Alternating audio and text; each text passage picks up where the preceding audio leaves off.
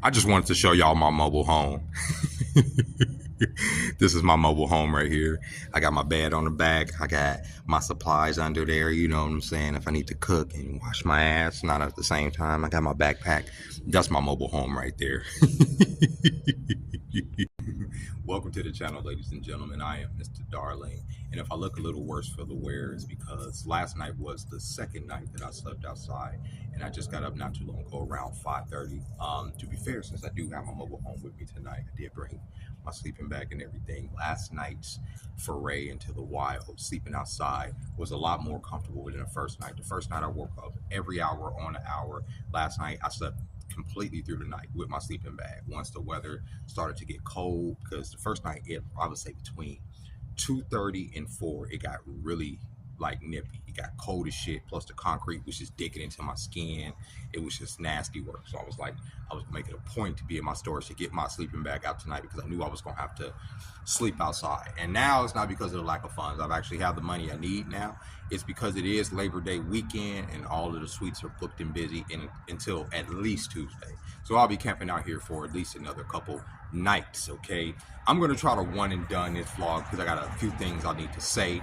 I talked about sleep deprivation, right? One of the most important things, as if you're ever homeless or you find yourself in a homeless situation, is to find some place to bathe or find some place to sleep. Those are the two most important things, right? Sleep deprivation is a serious one because if you lack sleep, you start lacking cognitive ability, and obviously that affects your decision making. And decision making in these times are the most crucial things you need to do. You got to have your head right, okay?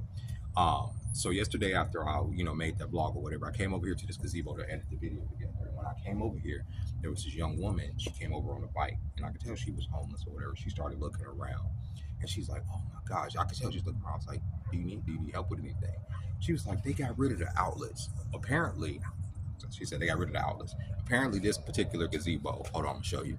Apparently, this particular gazebo." It had an outlet in it that the homeless people will come and charge their phones, and that outlet was right here. So she was over here and she was like, they got rid of it, and they sure did. Look what they did. They actually put this little box over the outlet so that the homeless people that were here can't charge their phones. You know what I'm saying? So they can't charge their bikes, because God forbid a homeless person needs a phone in order to make a call to a relative or to try to get a job or something like that. Let's go ahead and hinder them. And this was the one outlet in the park that they were using to charge their stuff, and they got rid of it because this world is run by fucking sadists, okay? And it was crazy because I had went to McDonald's last night, not to charge anything, but to actually get something to eat. And I get in there and I noticed the same thing, that they've changed all the outlets in McDonald's so that people can't come in there and charge their stuff. They've made them into these like weird ass, McDonald's proprietary outlets that you would have to have their special plug in order to use their outlets in their store. And I think that is just fucking nasty work, right? She was saying that there's only a few places around here that she's able to charge her phone. She's like, I go to Albertsons sometimes I'm not supposed to, or I can go to, it was someplace else she said she would go to charge her phone. But if they're not available, she can't charge her phone. So I just gave her the extra power brick that I had. I'm sorry, this same fly's been bothering me for 3 days. I know it's the same fly because it's fucking annoying. I just gave her the extra power brick that I had so she could charge her stuff. And she started charging her phone. She's like, oh, thank you, da da da da da. But it just goes to show how sadistic this world is. There needs to be stations where people can charge their stuff. Like, and I know you can, like here, we have like a couple bus stations where you can go and sit and charge your stuff, but it's kind of crazy that you have to go out of, there should be chargers everywhere, especially on the city's dime, due to the fact that y'all tax us for everything. So homeless people can't sit here and charge. That's just great. That blows my fucking mind. It blows my mind across the park, and everybody says that this is the greatest nation on earth. I would hate to see what the worst nations look like. I would hate to see what they do to their worst, because think about it. You're living, look at my situation. Not everybody that's living on the street is on drugs. Not everybody that's living on the street is unemployed or not trying.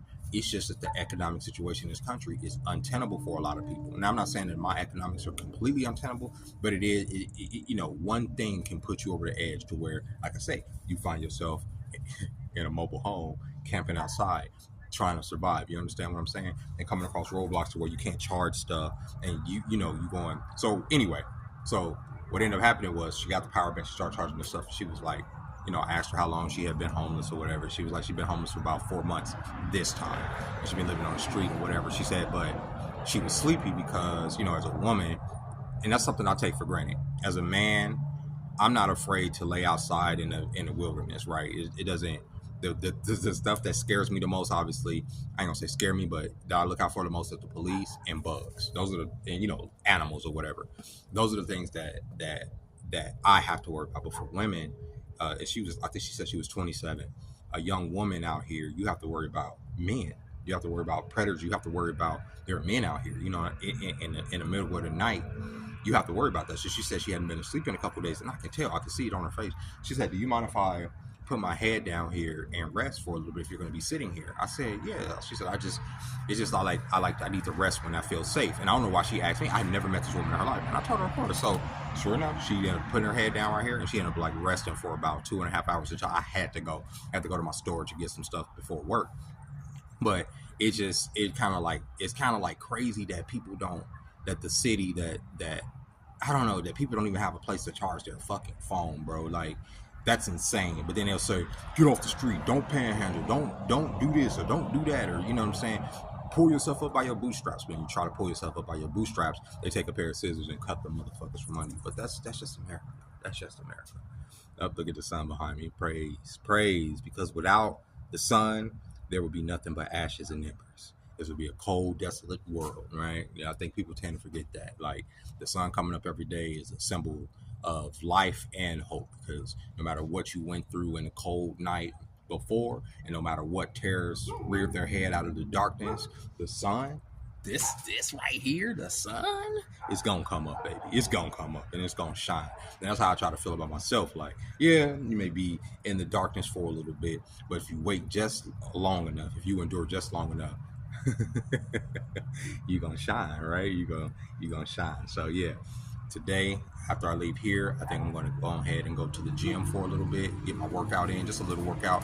I was cramping up so bad last night because I was dehydrated, so my legs I moved.